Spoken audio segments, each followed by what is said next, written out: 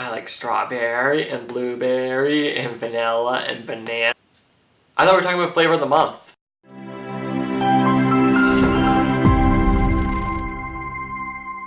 Hello fellow equestrians, how you doing guys? I'm Nolan M Cruz and I'm here to make your life just a bit better. So here we go. Flavor of the month.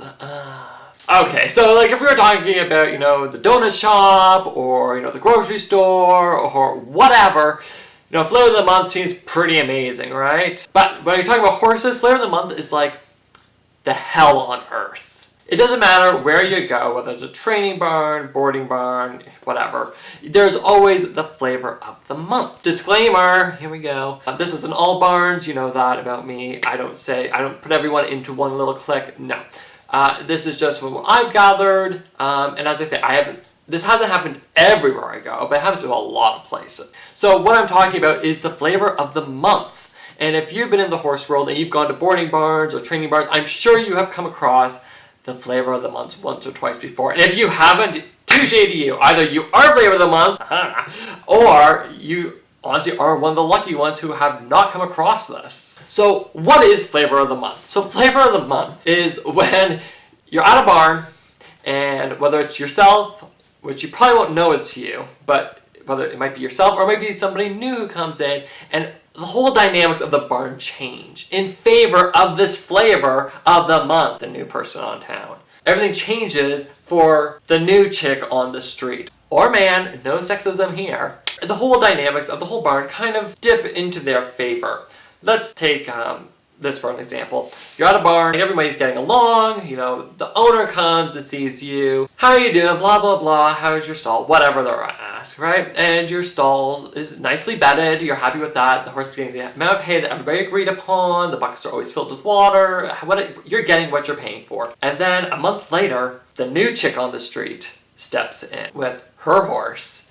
And sometimes it's that she's bringing the barn something that's not at the barn. Maybe she's bringing more horses than anybody else has brought on, which means, or whatever it might be, and now everything goes in her favor. You walk into the barn, you look at your stall, and you're going, why does my stall smell like urine? Why are my buckets not completely filled? Why is he not getting the hay we agreed upon? And then you look across the aisle at the newcomer's stall, and it's bedded to the nines. It doesn't smell, it smells beautiful. Those buckets are clear as anything and full. It's got hay galore in there. You kind of go, what the hell? And please note, it's not just you. Don't think you're getting targeted. Actually, the whole barn is feeling the same way about this new chick. It does happen. This is what I like to call flavor of the month. Because the new person comes in, the new shiny figure, the new whatever, we gotta make them really happy so they stay. But you might be going, well, Nolan, that's not so bad. Like, I think you're just taking this a bit too, if it's just the stall and blah, blah, it's not just always the stall. But let's just say, yeah, like, it's just the stall, calm down. I think you're getting bent over nothing. It's probably just a mistake, whatever. But it doesn't just stop in the barn. It goes to the arena. Your dressage rider, you came in originally, and they said, well, we'll clear the jump so you always have, a quarter line and a diagonal, whatever it might be, to help you out.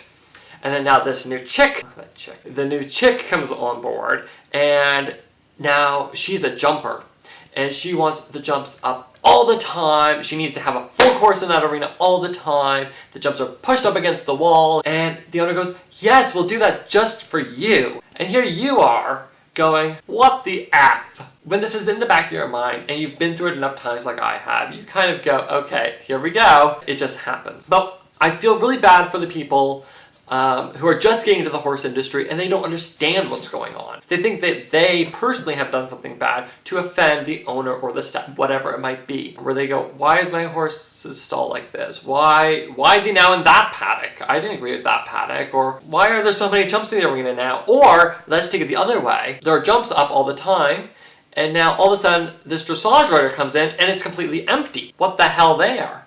So I feel bad for those people who haven't experienced this many times, and they honestly think it's something they have done. It baffles me. Because personally, I think whether you are, boarder 1, boarder 2, boarder 3, you're all paying the same amount of money. You should be all treated fairly and equally. Something goes on, and it doesn't work that way. How do I survive flavor of the month? First, if you are flavor of the month, you're going to survive just fine. It's kind of like the 15 minutes of fame. You're getting everything you want or need, and the facility and the staff is trying to make it seem like this is the best place to be. It usually always happens the first month, 2 months that you are at the place. All you can see is the good of everything. If you are flavor of the month, then sit back, relax, and enjoy. But if you're not flavor of the month, this is my thing for you. One of two things. First, wait it out.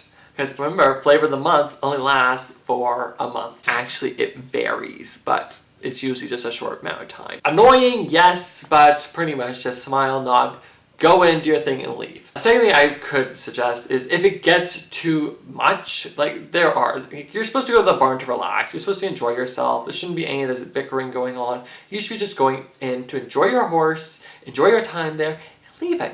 It's supposed to be solitude for you as the boarder. And if you're not getting that and you're really frustrated and this flavor of the month just keeps happening, and just because flavor of month number 1 shows up and has gone through the trial of their 15 minutes of fame, now number 2 has showed up, and each time it happens, I keep getting treated more and more like crap. What I would suggest is finding a way to be happy, whether that's moving or if that's speaking to the owner, whatever it might be, you need to find a way to be happy. Because that's what we're doing it for, right? And that is my little conversation about flavor of the month. If you have any comments or stories or questions or whatever you think, I'd love to hear from you.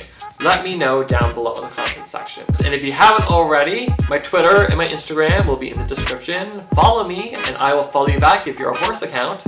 And while you're at that, you're gonna hit that like button, you're gonna hit that share button, and while you're at that, why don't we hit that subscribe button too? I got new videos here every single week just to make your life in the horse world just a bit easier and a bit more awesome.